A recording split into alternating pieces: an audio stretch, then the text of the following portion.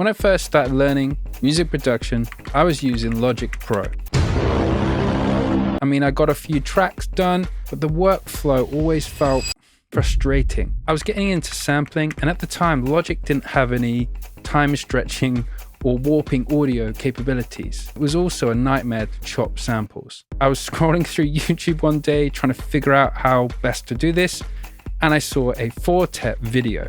This was a 10-minute beat challenge video, and it showed you up close how Four Tet works. About halfway through, I paused it, downloaded the free trial of Ableton Live, and I've never looked back since. Thank you, Four Tet. So let's watch this infamous video and see if you can spot the little magic trick.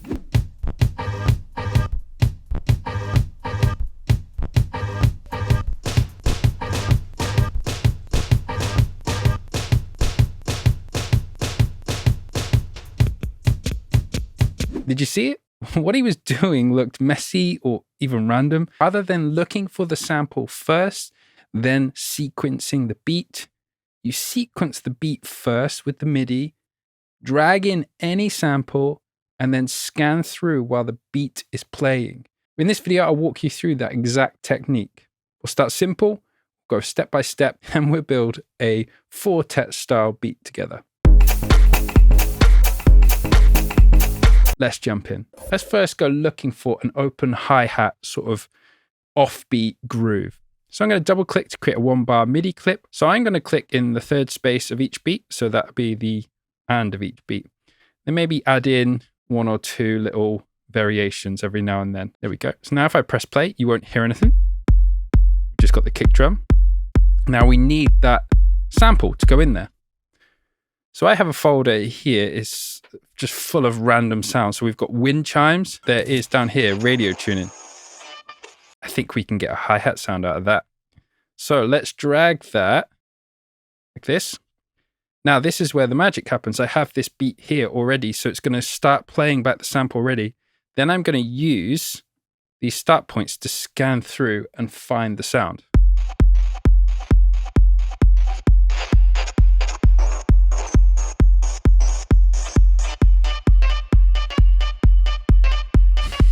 See that's not a hi-hat sound, but it's pretty cool.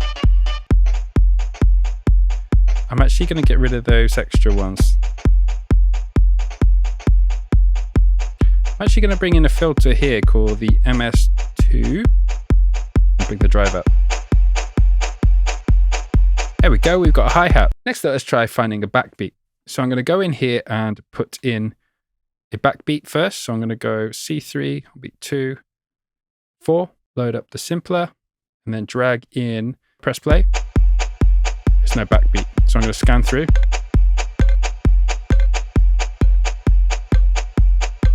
Again, I'm going to turn on this filter to bring up the drive. And I'm going to go into controls here, and I'm going to transpose it down.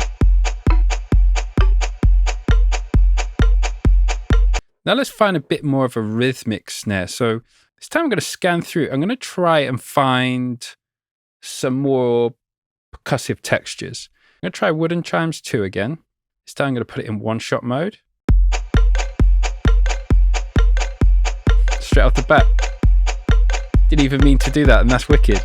And I think what I'm going to do is I'm going to go in and just make it so it's on just the 4th beat.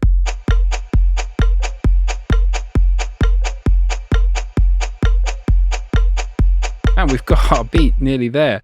Let's do a shaker, C3, and I'm just going to put 4 MIDI notes. I'm going to duplicate that across the page. I'm going to press Command A, and then I'm going to press Randomize. And I'm going to put the variations, it's quite varied, and then I'm going to put the deviation as well down a bit. This is also another little trick. Four Tet says he uses quite a lot of melodies as well. You can see that here.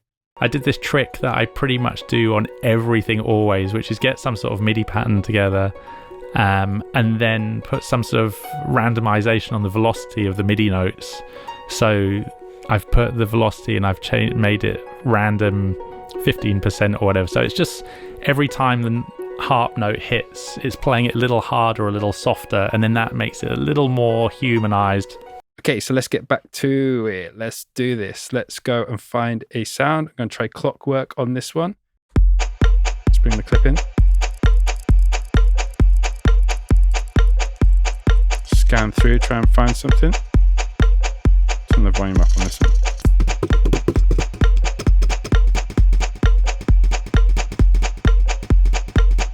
There it is. Hey, that's it. Let's bring in that filter.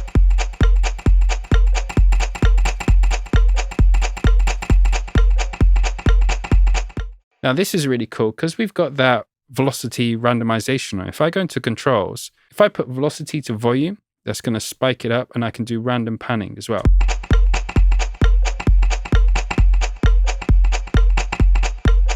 We've got a beat going on now, man. So now we can bring in some other samples and start layering this up. So check this out. If I bring in a bass,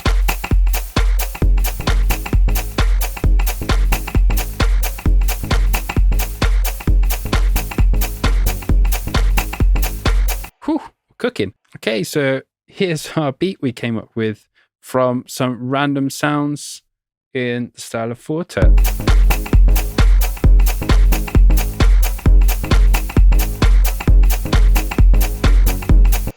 So instead of hunting for the right snare sample for days, why not sequence the MIDI clip first, drag in any sound you can, and see if there is some magic hidden within there, and embrace the happy accidents. So if you've had a go at this, but you're still getting a bit confused with session view, I have a tutorial up here that breaks down everything in Ableton Live, makes it plain, simple, and easy. And we'll look at how we build another track in that as well. Check that out, and hopefully I'll see you in the next video soon.